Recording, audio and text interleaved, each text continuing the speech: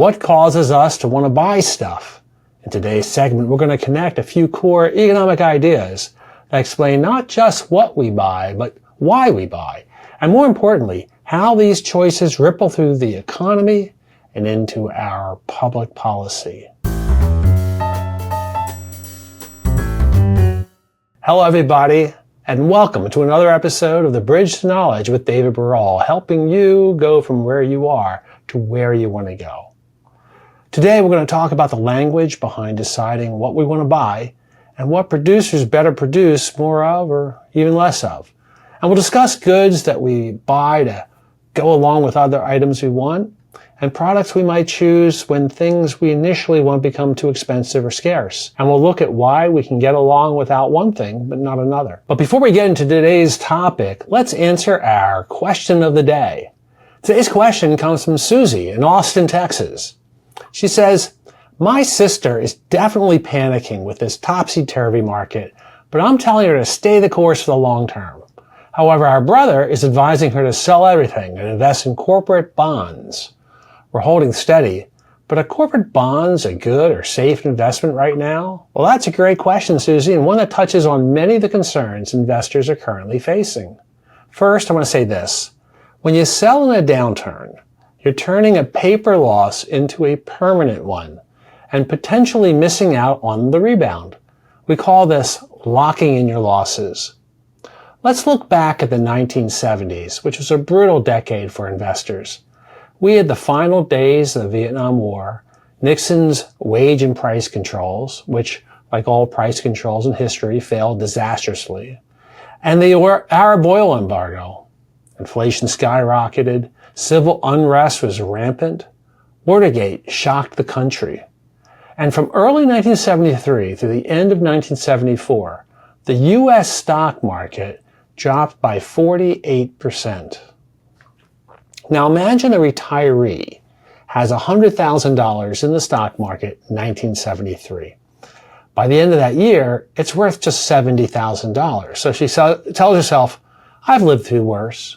And she retired at 65 in 1973, meaning she was born in 1908. She definitely had lived through worse, including World War I when she was 10, the stock market crash when she was 21, Pearl Harbor when she was 33, the JFK assassination when she was 53, and a whole lot more. But then, the next year, the market dropped again in 1974. So that's 2 straight years with double-digit losses. So what does she do? Let's say she panics and sells, and on the advice of her brother, she puts the remaining $52,000 into corporate bonds. Now by the year 2000, those corporate bonds would be worth $410,000. And by 2025, the account would be worth over $3.2 million. Now suppose she didn't listen to her brother, but stayed in stocks.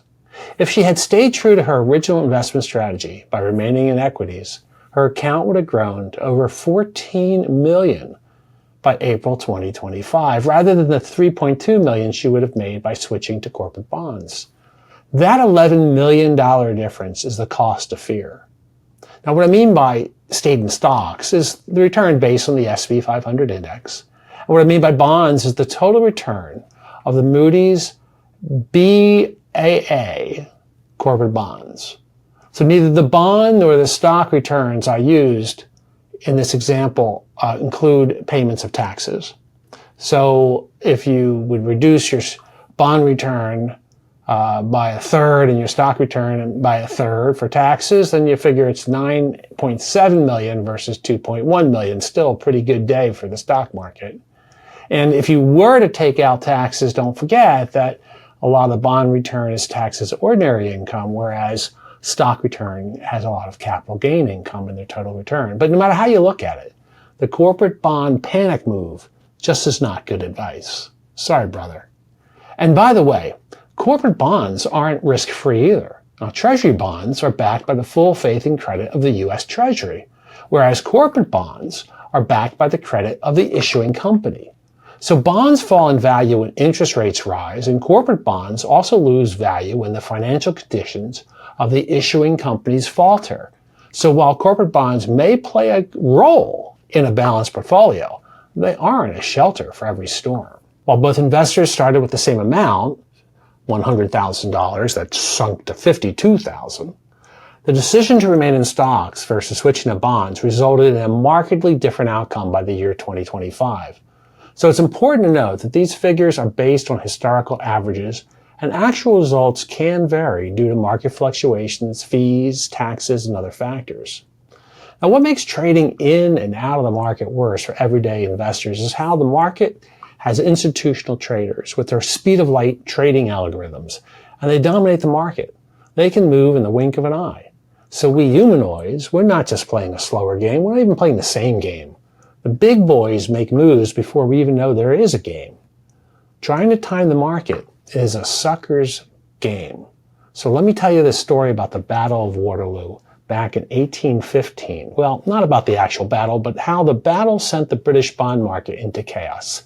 Now, this story may not actually be true because it's grown to be a myth, but it still illustrates the difficulty that the individual investor faces when dealing with the large investment houses. And the largest at the time was the House of Rothschild. All right, everyone knew that the Rothschilds had a system of couriers that enabled them to get the news first from the continent.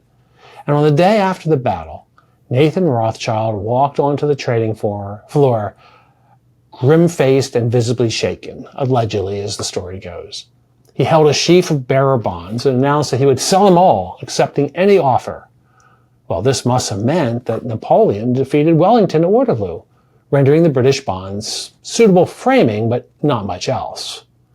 For an hour, Rothschild sold his bonds at increasingly lower prices, setting off a bearish bloodbath of British bonds. You could have purchased a pound of British bonds at nary a pence. So just as the devastation was complete, his agents began buying the British paper at dirt prices. When the real news reached the bank, the market soared, and Rothschild made yet another fortune. Now that moment has gone down in history as the original example of how markets turn on panic, and how the little guy always catches up too late. It illustrates how if a bondholder had just held on to his holdings, the market would have made him whole by the end of the panic. So let's take a look at Nixon. Nixon also panicked when he faced the surge in inflation resulting from the overspending of the 1960s. He instituted price controls that further wreaked havoc on the economy. Do you know who else thought this could be a good idea? Hugo Chavez.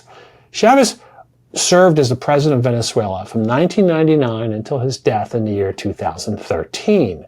And he implemented a wide range of socialist economic policies, including strict price controls on basic goods like food, medicine, and household items. Now, he didn't do this to be mean. He thought he was helping the poor. And these were essential items, affordable for the poor. But they had a severe long-term consequence, such as shortages. Producers cannot profit under the price ceilings, leading many to reduce production or shut down entirely. This caused widespread shortages of goods, which led to black markets, with legal prices artificially low. A black market emerges where goods are sold at much higher prices. Hyperinflation. So the government's response to shortages often involves printing more money, contributing to Venezuela's eventual hyperinflation crisis. Now his successor, Nicolas Maduro, doubles down on these same controls, leading to even more severe economic collapse. So ask yourself, how many people sneak into that economic paradise that is called Venezuela? Price controls create shortages, black markets, and deeper economic ruin. No sane political leader would ever associate themselves with such a failed idea, unless the goal is to ruin the U.S. economy and destroy our country. Now, you'll occasionally hear presidents or presidential candidates call for a federal ban on price gouging by food suppliers and grocery stores as part of their economic policy platforms. Now, while they may frame their proposal as consumer protection measures, these are price controls straight out of the Venezuela and the Nixon administration. Never fall for that ill-conceived type of pandering. So what's the lesson? Don't panic, don't sell at the bottom, diversify, and stick to your long-term plan. In fact, the 10 worst days in market history were often followed by some of the best 12 months returns in U.S. market history. So we're going to produce a table that shows that some of the worst days, for instance, March 16th of 2020, the market went down 12% in one day. Over the next 12 months, it went up by 56%. Right? Had you sold at the end of that terrible day, you would have locked in your losses forever. October 15th, 2008, the market slammed down 9%. And the next 12 months, it went up 26.6%. And one day in October in 1987, the market lost 20%. Terrible day. They suspended trading. Well, what happened over the next 12 months? It went up 23%. So there's examples of how that works. So do you want to see your question featured on the podcast, The Bridge 2K? Well, go to the website, bridge2k.com, and click Ask David to submit your question of the day. Whether it's about inflation, investing, estate planning, or how to raise dogs, if you're thinking about it, chances others are too. So thanks for your question, and keep them coming, everyone. Now back to the topic at hand. We're going to introduce a few new economic concepts that you may have heard or even used, but let's establish them as part of your everyday language. I went to a baseball game last Sunday. The two people to my right noticed a symbol on the scoreboard. Now, they've both been to a lot of games, but for the first time, they noticed that under the last at-bat, there was a backward K. What does that mean? I told them it meant the batter struck out last time. Now, it's hard for me to imagine that two people can go to baseball games their whole lives and not know what a K meant. But that's because baseball, like all disciplines, has a special language. And like most disciplines like physics, Egyptology, and economics, it takes a lifetime to master it. The K dates back to the 1860s when Henry Chadwick invented baseball scoring. He couldn't use S because he'd already used it to represent a sacrifice. So he used the last letter in the word struck, as in he struck out. In a similar effort, if you want to see how the post office came up with the two-letter state abbreviation, I recommend searching for Gary Goldman on how the states got their abbreviations. But what about the backward K? We use that for scoring a batter who struck out looking, whereas the forward K meant he or she struck out swinging. All right? Now, let's get back to the language of economics. I would like to introduce two terms that are particularly helpful for understanding today's world, and these are complements and substitutes. A compliment is not something you give someone to make them feel good. For starters, it's spelled differently with no I's and two E's. Nor does a substitute mean a retired teacher who comes to school when your regular teacher calls out sick. So I just explained what these words are not. Although the topic does bring to mind the subject of super subs, like we had at Central High School. And I was a member of the 234, in case you're wondering. I remember Mrs. Neubauer, who subbed not only for history, but also for English, Spanish, math, French, and that's why she was known as a super sub. No matter where she subbed, each class had the same thing in common. No one learned anything. See, one of us would raise a hand and ask her a question about our family, like, is it true your father-in-law was a member of the Union League? She would fill the remainder of the class regaling us with stories about her famous, brilliant father-in-law. It worked every time. But anyway, we're not talking about that type of substitute. Let's take hot dogs versus hamburgers. The ability of a producer to raise the price of a hot dog is limited by the price of its substitutes. If a hot dog gets too expensive, consumers will increase the number of hamburgers they buy, all things being equal. This is an example of a substitute. On Dollar Dog Night at the old ballpark, almost no one stands in line at Shake Shack for their $10 double-stacked bacon cheeseburger with special Shake Shack sauce. That night, the consumption of mustard and relish increased significantly, while the consumption of pickles and ketchup and special Shake Shack sauce declined drastically. So remember to use yellow on red meat, red on brown meat, and white on white meat. Get it? Good. Now, when the next game rolls around and hot dogs return to their normal price, expect not only a severe decline in the number of hot dogs consumed, but also of mustard and relish. whereas the long lines will reappear at the hamburger stands, along with an increase in the consumption of ketchup and pickle slices. Hamburgers and hot dogs are substitutes. We could easily trade one for the other when the prices change. Ketchup and pickle slices are complements of hamburgers, whereas mustard and relish are complements of hot dogs. We can have a lot of fun identifying substitutes and complements, but remember that the point is that the increase in the price of one item will create other effects throughout the economy. So our choices are not black and white. So you can't eat 3 eggs every morning. One day you'll eat oatmeal. To understand the effect of substitution, it's essential to examine each interaction individually while recognizing that the world is complex and that its effects ripple throughout. A decrease in oil prices will result in an increased demand for tires, which drives up the prices of tires until manufacturers increase their production to meet the new demand. Tires are a complement to cars. Now, before we get lost in reminiscing about super subs and hot dogs, let's take a moment to hear from one of our many sponsors who, although not paying quite as much for this ad as they are maybe for one during the Super Bowl. This episode is brought to you by Keystone Asset Management Strategies. As the principal of KeyAMS, David Barol is passionate about helping you achieve your financial goals with confidence.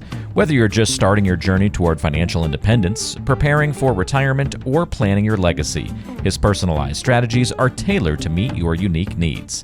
Financial security doesn't happen by accident. It requires a partner with the expertise and dedication to help you navigate life's financial complexities. Visit keyams.net today to explore how KeyAMS might be able to help you create a secure future for yourself and your loved ones. Let's take the next step together.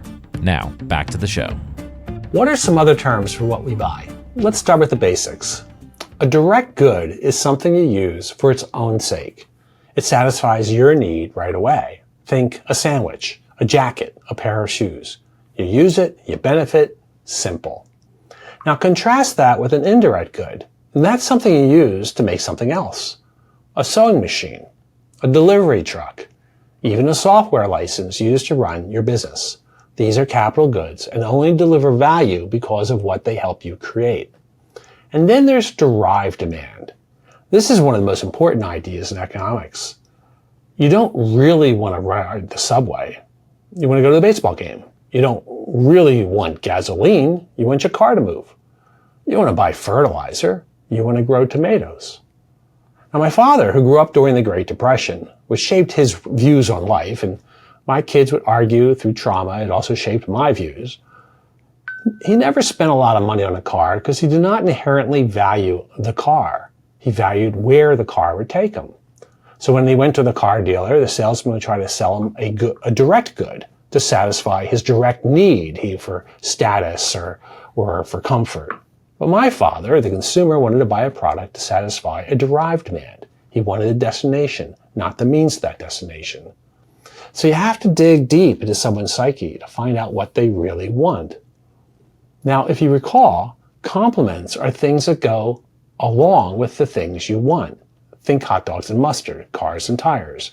If you buy more of one, you often buy more of the other. And substitutes, on the other hand, are goods we swap when prices or preferences change. Coffee versus tea, driving versus taking the train, human labor versus automation. And even derived goods can have substitutes. If gasoline becomes too expensive, you might carpool, or switch to an EV, or take the train. That's a shift in derived demand. It starts with where your need is to get somewhere. Now, I keep stumbling on the words needs and wants. They're not the same.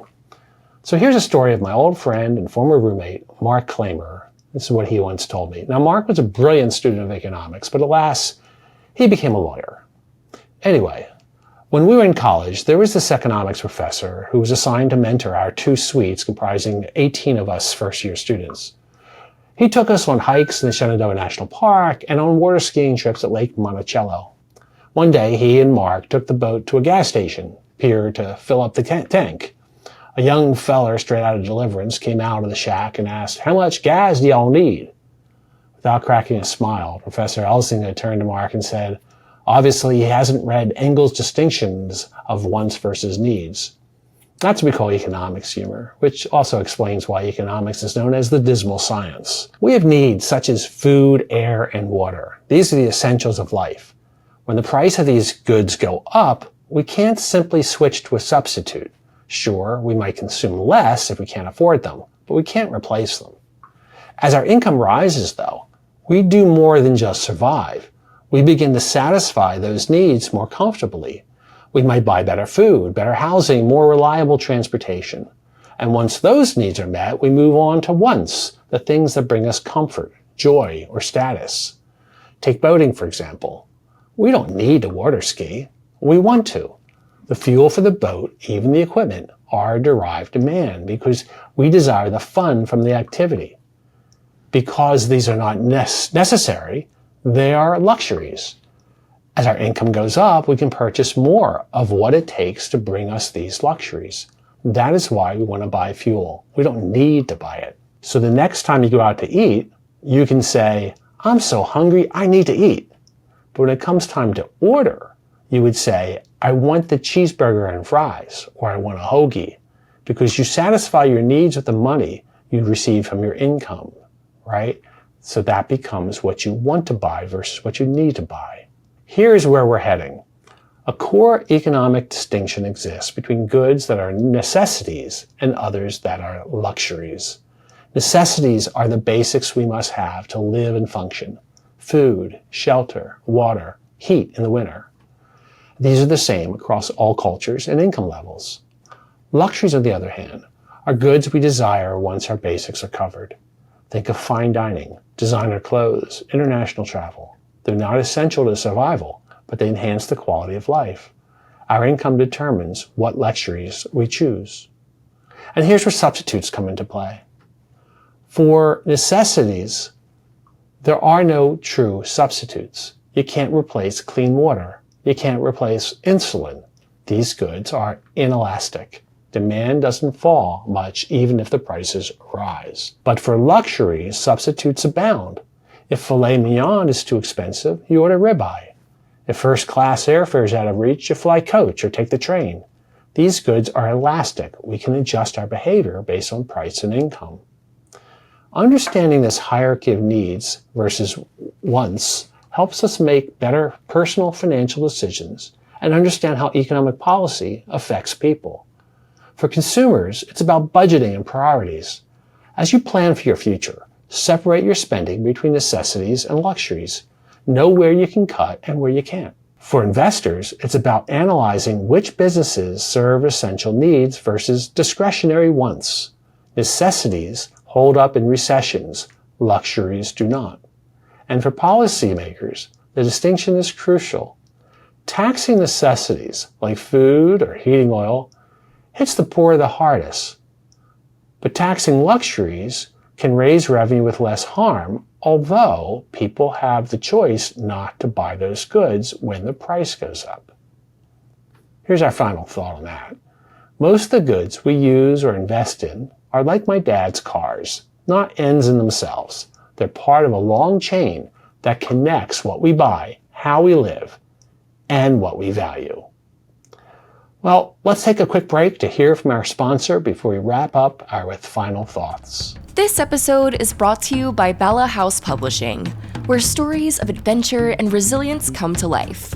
Available on Amazon and wherever fine books are sold, The Long Green Tunnel, Book 1 of the Notes from the Trail series by David Barol, is an inspiring journey along the Appalachian Trail. Discover the challenges, triumphs, and profound reflections of these wanderers on their quest for adventure and self-discovery. With vivid imagery and heartfelt storytelling, Barol invites readers to explore the transformative power of facing the fury and wonder of nature. Get your copy and start your adventure today. Bala House Publishing, where every book is an invitation to explore. Now, back to the show. Before the break, we introduced a concept called price elasticities. Perhaps you've heard people drop these terms. Well, let me explain. Elastic goods are sensitive to price changes. When the price goes up, people buy significantly less, and when it goes down, they buy more. If you can remember a supply and demand curve, imagine that the curves are gradually sloped. Now, Let's look at some examples. Luxury cars. If prices rise, many people delay buying or choose a cheaper alternative. If there's a substitute for luxury cars, people will, on the margin, people will change the quantity they will purchase.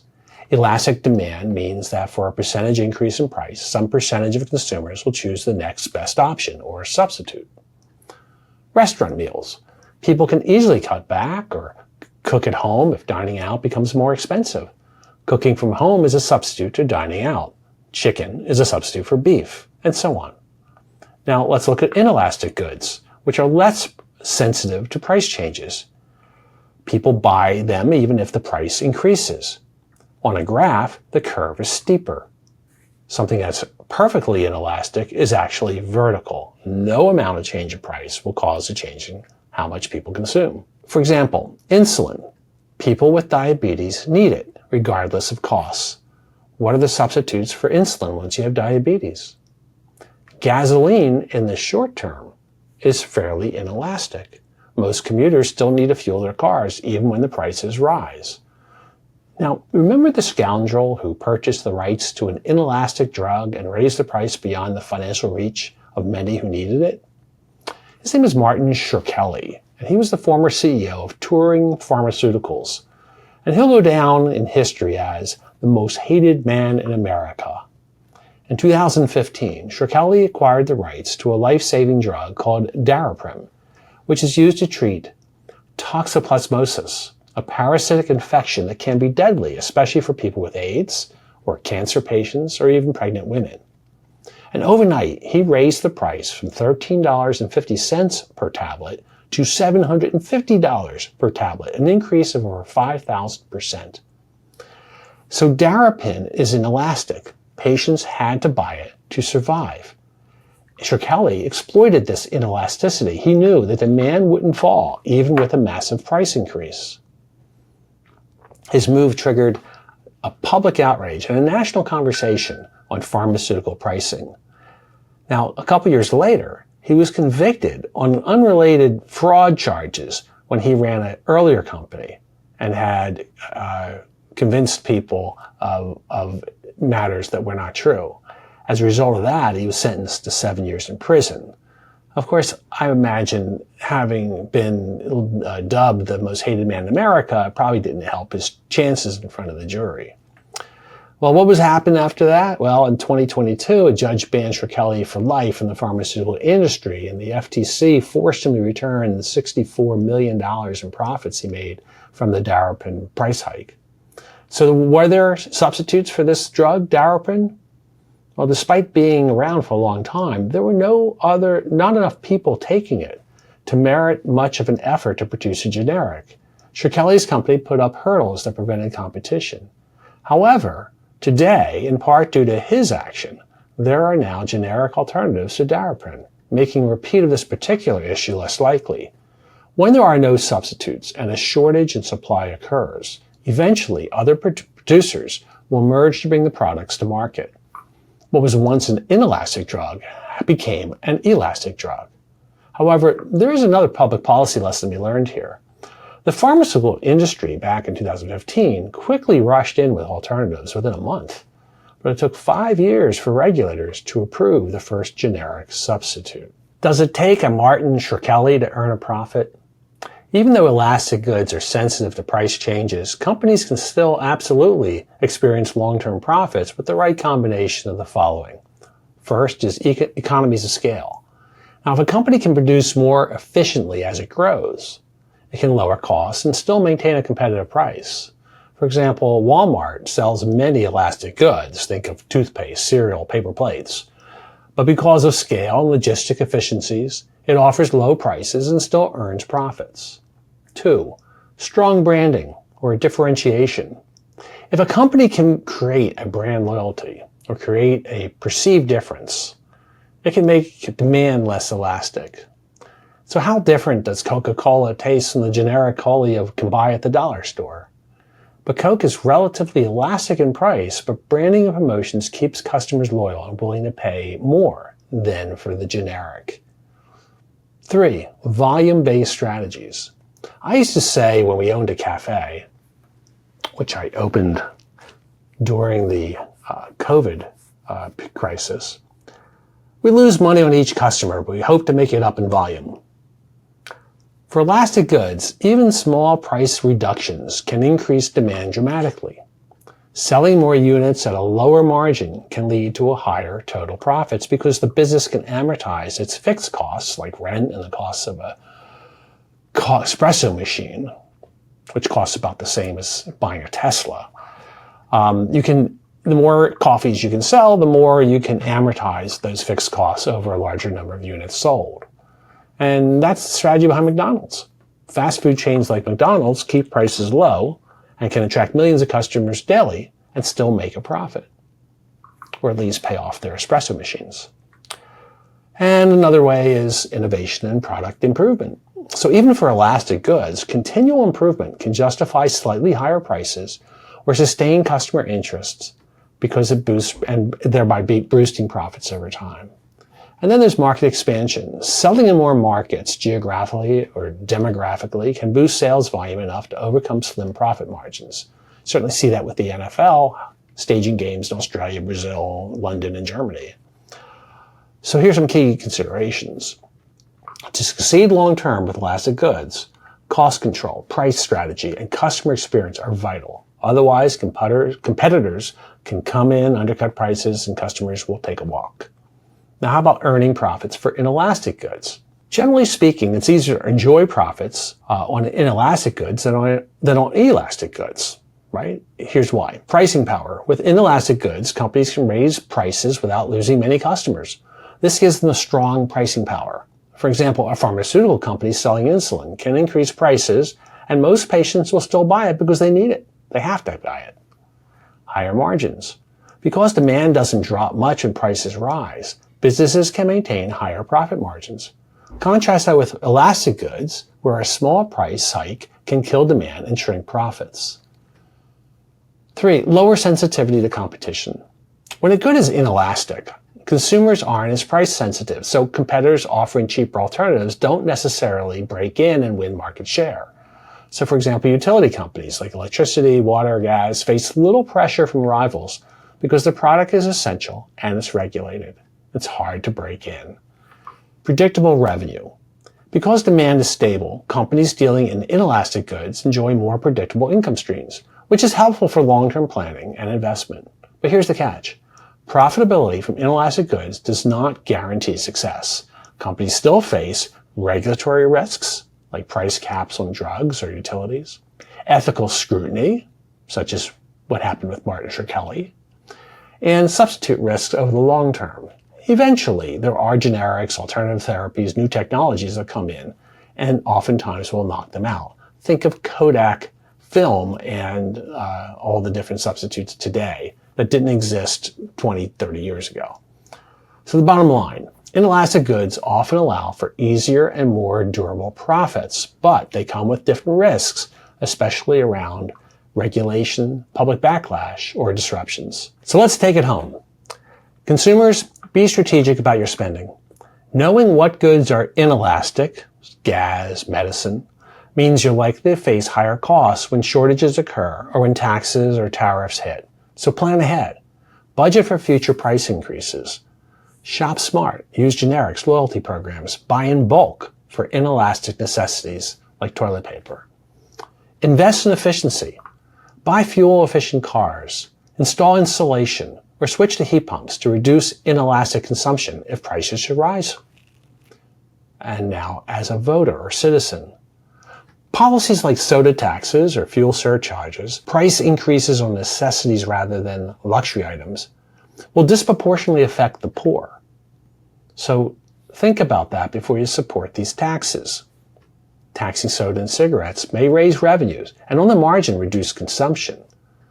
But without clearly understood substitutes, these taxes will harm the poor more than they will the rich. Maybe we should support other strategies, such as encouraging policies that promote behavioral change, like carbon dividends instead of gas taxes. And how does this affect us as investors? Well, one, we should look for pricing power as investors.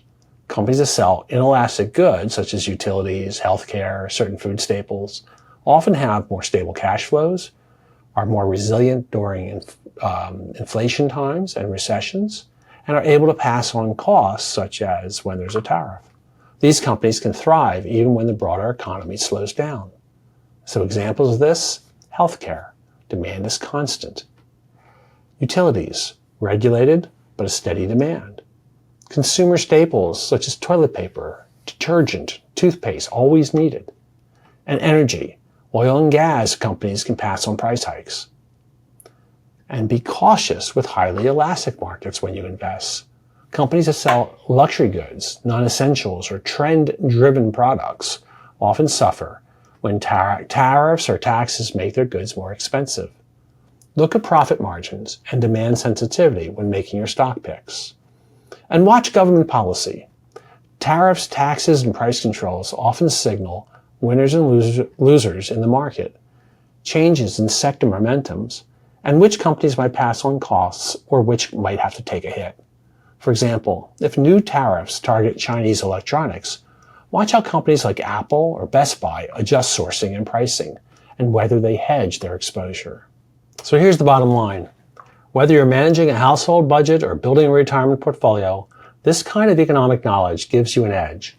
And now you know more about the language to help you act upon changes in our economy and our world. So thank you for joining me on the Bridge to Knowledge. Please like, subscribe, and share this podcast. And if you have a question for a future episode, don't hesitate to submit it via the link in the show notes or on our website.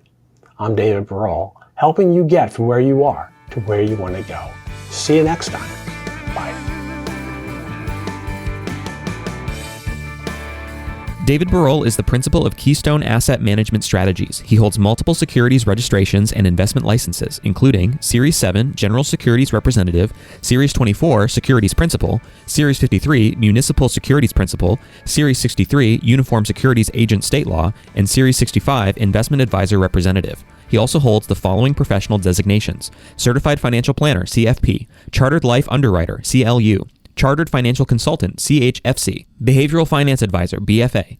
David earned his undergraduate degree from the University of Virginia and a master's in public policy from the Kennedy School at Harvard University. Securities and advisory services offered through Creative One Securities LLC, member FINRA SIPC, and an investment advisor. Keystone Asset Management Strategies and Creative One Securities LLC are not affiliated.